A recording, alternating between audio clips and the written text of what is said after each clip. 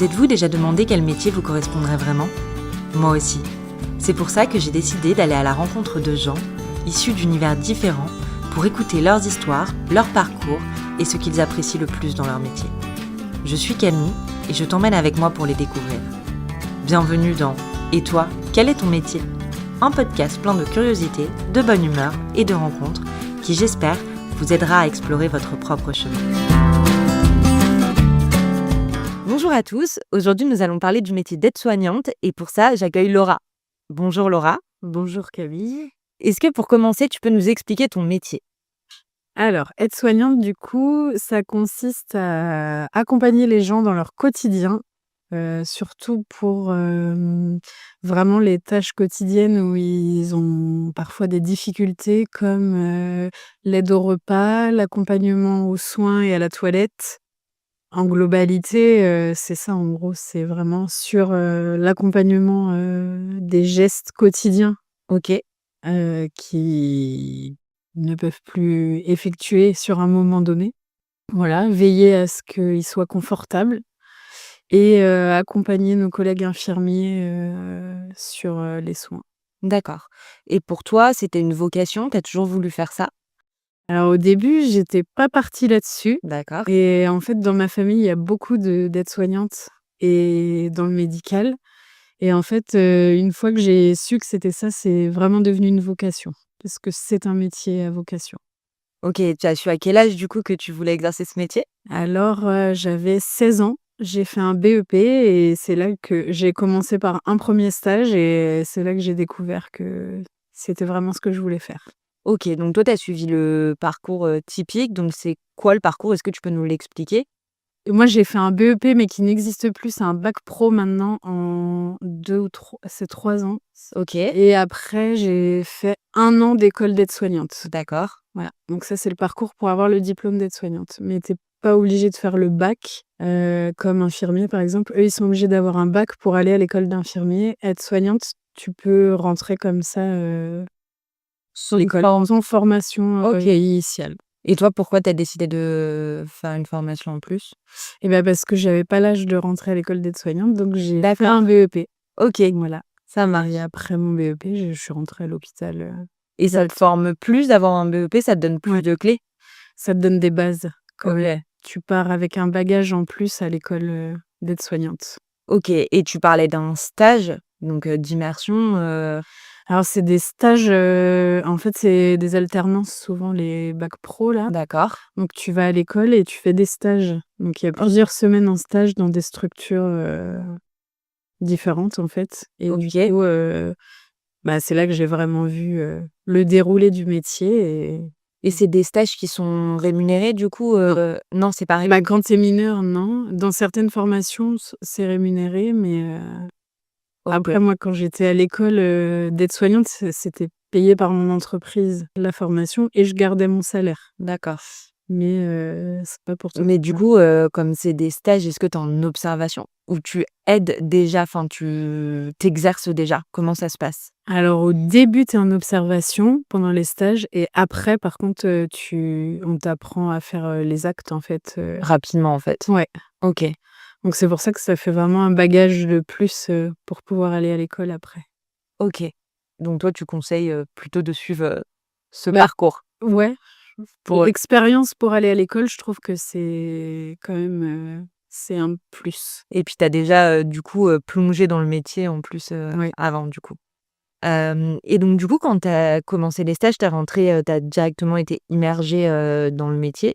Est-ce que tu t'es tout de suite dit: «OK, c'est bon, c'est ça que je veux faire», ça t'a plu tout de suite? Ouais, OK. tout de suite.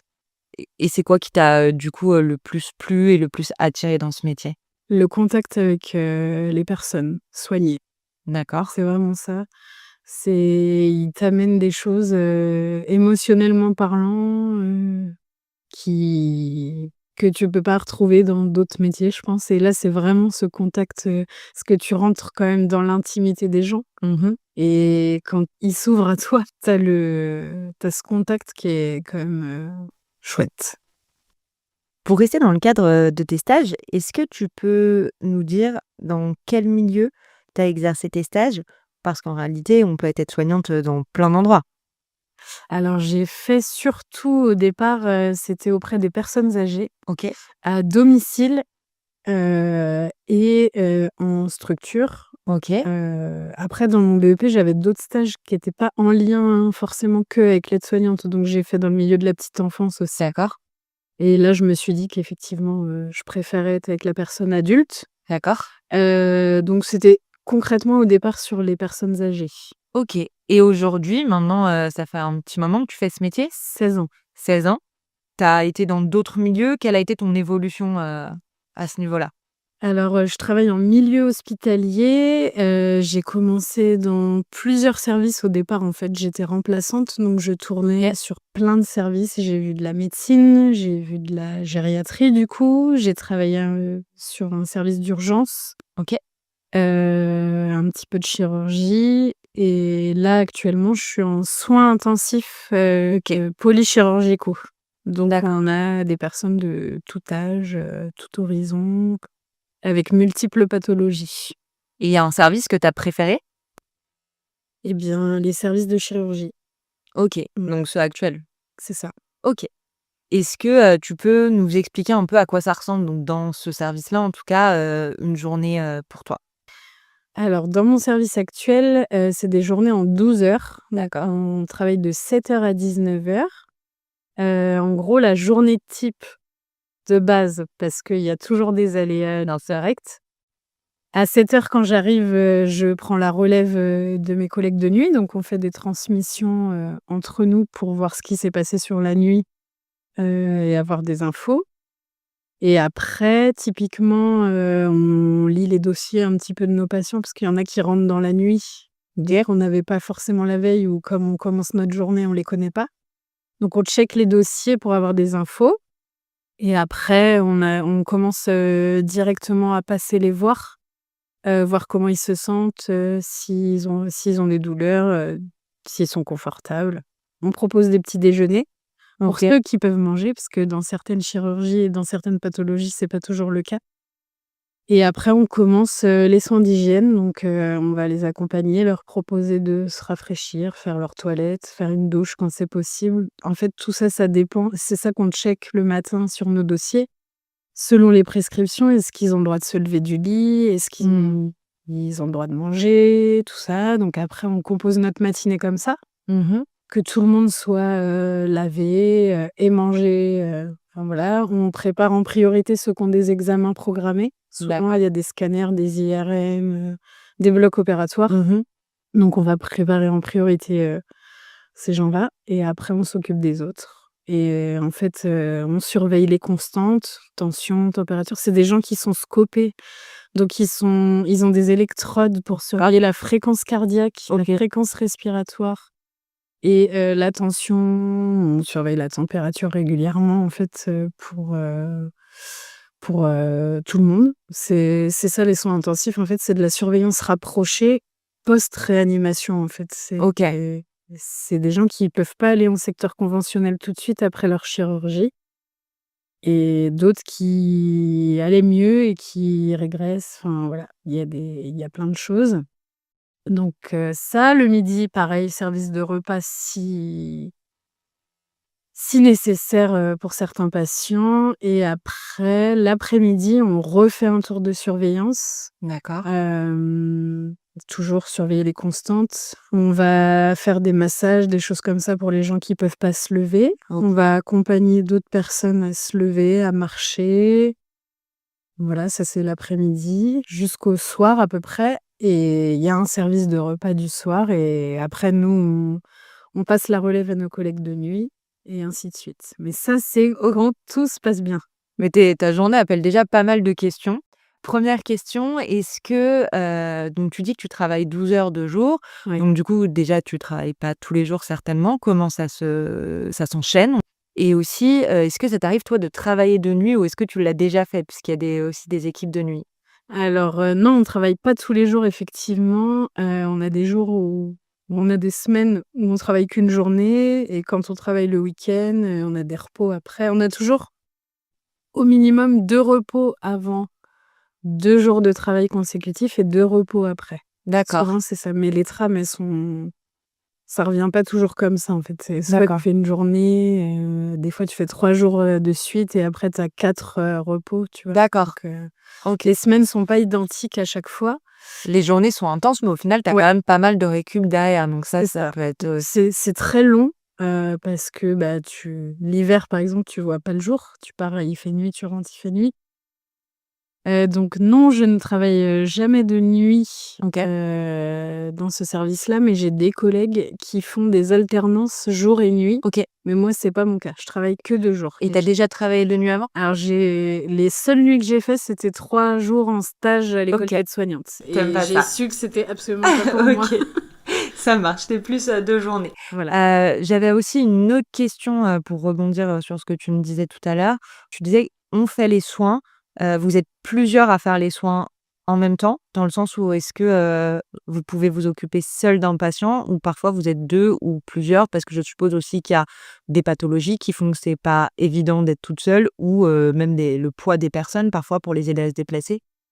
Alors oui, on s'occupe des patients tout seul, dans la mesure du possible et effectivement, il y a des pathologies où on est 2 souvent pour les tourner, des gens qui peuvent pas du tout, se mobiliser et des fois on peut être 3 voire 4. Dans mon service, c'est surtout les patients polytraumatisés qui ont eu des accidents et qui ont des fractures cervicales, des choses comme ça. Donc là, on est obligé d'avoir toujours quelqu'un à la tête qui va nous aider. En fait, quand on tourne le patient, il faut que la tête soit toujours dans l'axe au niveau de la colonne, OK, qu'on doit être 3 voire 4 pour que tout soit aligné. aligné. Ouais, c'est ça. OK et tu disais aussi que des fois vous faisiez des massages. C'est quelque chose sur lesquels vous êtes formés aussi pour aider les patients? C'est des massages un peu qui ressemblent à de la kiné, qu'est-ce que c'est exactement? Alors, oui, on a des formations régulièrement, sur des soins de confort, sur de la communication et c'est plus des massages de détente et OK. aussi ce qu'on appelle des effleurages, pour éviter en fait, la formation d'escarres, clairement Ah OK. pour des patients qui doivent rester alités, qui bougent peu. Et du coup, c'est aussi, un moyen de favoriser la détente du patient quand il y a des grosses douleurs ou de l'angoisse. En Mmh. fait, on essaye au maximum de proposer des alternatives non médicamenteuses, parce que des fois on se rend compte qu'une douleur, ça peut vite se réduire avec, ça déjà. Et après bien sûr, il y a les médicaments, presque en systématique, OK. quand le patient se plaint, mais on essaye d'avoir d'autres stratégies parce qu'on s'est rendu compte que les patients, il y a une énorme part d'angoisse en plus des douleurs, donc on essaye de pallier à ça avec d'autres stratégies. OK et donc tu disais que c'était, des journées types pour toi. Donc il y a des choses des fois qui sortent de tes journées types. Qu'est-ce que tu peux être amené à faire par exemple? Et bah, c'est beaucoup de la gestion d'urgence, OK. urgence vitale parfois, des chocs hémorragiques, des chocs septiques, donc des grosses infections où les gens, déchargent, donc ils vont monter, très grosse température, le corps va se mettre à trembler, et les chocs hémorragiques, bah, faut aller vite. Donc là, on gère l'urgence vitale sur le coup et après on peut accompagner aux examens, de contrôle et souvent les gens partent au bloc opératoire ou en réanimation. Donc on est là aussi pour les emmener à ce moment-là et c'est surtout gérer, et servir nos collègues infirmiers, en fait, qui, eux, ont d'autres tâches que nous ne faisons pas, mais on doit être capable de les épauler et en fait, OK. les servir. Souvent, on se sert d'un chariot d'urgence, donc dedans, on a toutes les drogues, ce qu'on appelle les drogues, les médicaments qui aident à gérer les urgences dans ces cas-là, parce que ça peut aller jusqu'à l'arrêt cardiaque et on en a très régulièrement, donc on doit être capable de pouvoir gérer ça. On est formé aussi régulièrement à tout ça, aide-soignant infirmier OK. et puis après, bah, c'est tous les aléas, les malaises, enfin voilà, des pansements, des choses, qui sortent du quotidien, de base, de la tâche de base, qu'on nous demande. OK. Est-ce que toi, il y a quelque chose que tu aimes particulièrement dans ton métier? Qu'est-ce que tu aimes le plus? Bah, comme je disais tout à l'heure, c'est vraiment le contact avec les patients Ouais. et surtout la satisfaction de pouvoir leur apporter un confort. Parce que quand ils sont dans le lit, en fait, déjà, ils ont pas leurs proches, ils ont mal, ils sont pas bien et du coup, nous, on est vraiment là pour ça, pour, les accompagner et qu'ils se sentent le mieux, et en fait, c'est très «satisfaisant» entre guillemets, parce que c'est pas drôle d'être dans un lit, mais de pouvoir être la personne qui leur procure, du bien-être au moment où ils sont le plus mal. Est-ce que tu as l'impression que, les gens quand ils sont, vraiment mal, sont plus sincères dans vos relations? Parce que tu dis que tu aimes bien ce lien, avec, les patients, le fait que vous vous confiez, en tout cas qu'ils se confient à vous. Ouais, Est-ce que tu penses que les gens sont plus, authentiques, dans ces moments-là? bah, oui, parce que malheureusement les douleurs, bah, ça fait pas mentir, donc les gens, ils sont vraiment, eux-mêmes, et du coup, ben, nous aussi, on doit être là pour accueillir leur souffrance et pouvoir, y pallier, et du coup, enfin, il y a vraiment la différence entre souffrance et douleur. Il y a les 2. Il peut y avoir la souffrance psychologique et les douleurs physiques. Mmh. Donc du coup, c'est vraiment ça, et Et ça te donne aussi un petit peu un rôle, de psychologue finalement, vis-à-vis de le soignant en général a souvent plusieurs rôles, et en fait, malheureusement, on manque de psychologues, en milieu hospitalier, ou du moins, on a les psychologues, mais ils ont pas assez de temps mmh. auprès de tous les patients. Donc effectivement, on a ce rôle, vraiment d c'est à nous qu'ils se confient, la plupart du temps pendant les soins. On rentre dans leur intimité, donc ils sont vraiment en confiance, et voilà. Et est-ce qu'il y a aussi, bah, il y a sûrement des inconvénients. Tu disais par exemple le manque de psychologue ou voilà. Est-ce que tu vois, des inconvénients dans ton métier qui ne te permettent pas de l'exercer comme tu le souhaiterais en tout cas? Alors les inconvénients, je dirais, c'est vraiment les effectifs Mmh. au sein des services qui sont pas corrects. Donc on manque de temps surtout pour effectuer les soins comme on voudrait. Des soins de qualité avec du temps, et ce qu'on a aussi beaucoup, on a souvent des personnes en fin de vie, par exemple, et là, si on n'a pas beaucoup de temps et qu'on est débordé, c'est très frustrant de pas pouvoir être auprès d'eux, au maximum, en fait, et je dirais que les gros inconvénients, c'est le manque de personnel et le manque de Mmh. temps, du coup, qui s'en découle. Tu as l'impression de pas être pleinement là pour eux comme tu aimerais l'être, quoi? Bah, on le fait, mais nous, on a vraiment cette impression de manquer de temps, du coup. OK. Et est-ce que, tu peux nous dire, combien, d'heures tu travailles à peu près par semaine et si tu fais des heures supplémentaires justement pour pallier, les inconvénients que tu viens de nous citer? Je fais 35 heures normalement maximum par semaine, mais c'est déjà arrivé de faire, on a le droit d'en faire jusqu'à 48 par semaine, O donc ça arrive. Et oui, j'ai déjà fait des heures supplémentaires justement parce que, bah, des fois tu as des soucis à 18h45, et puis, Mmh. bah, ça prend du temps, et après le temps de faire les transmissions à tes collègues, donc oui, on fait des heures supplémentaires. C'est peut-être pas toujours 2 heures le jour J, mais à force de les accumuler, ça te fait des heures en plus. Et tu t'es rémunéré pour ces heures supplémentaires ou pas?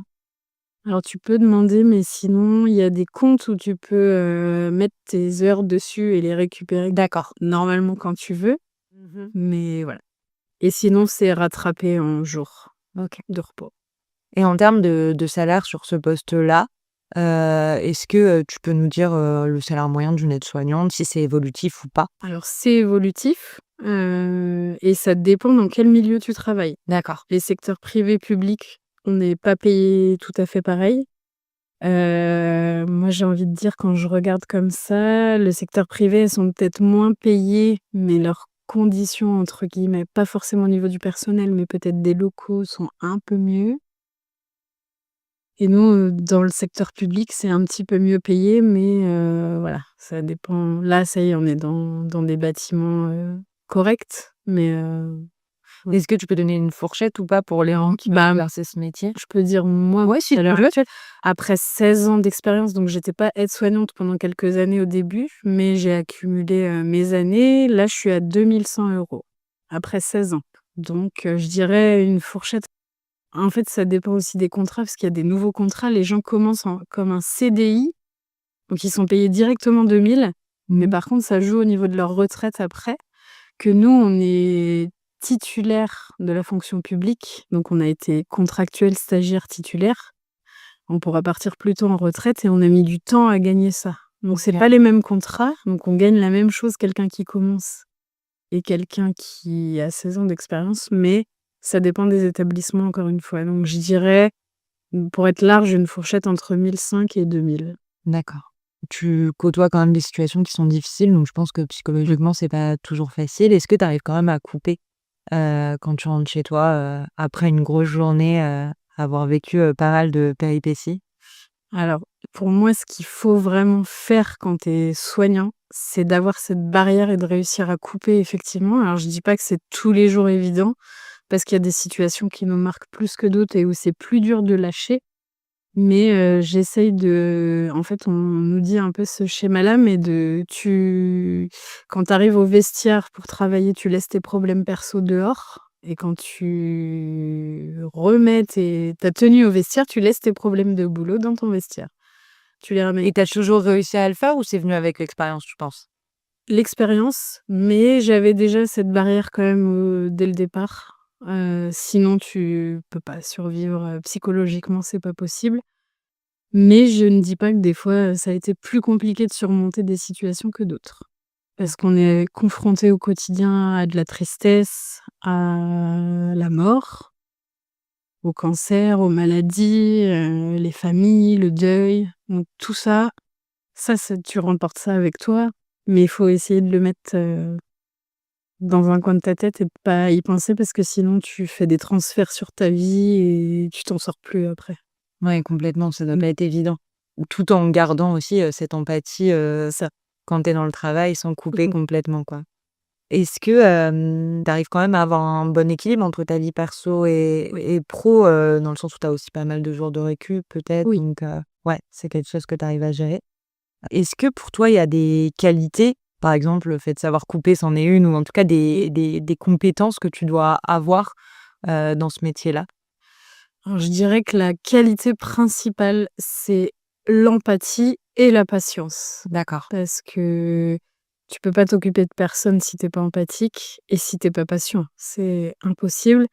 Il faut être à l'écoute, il faut aimer le contact avec les gens et voilà. Pour moi, c'est les qualités primordiales, du soignant.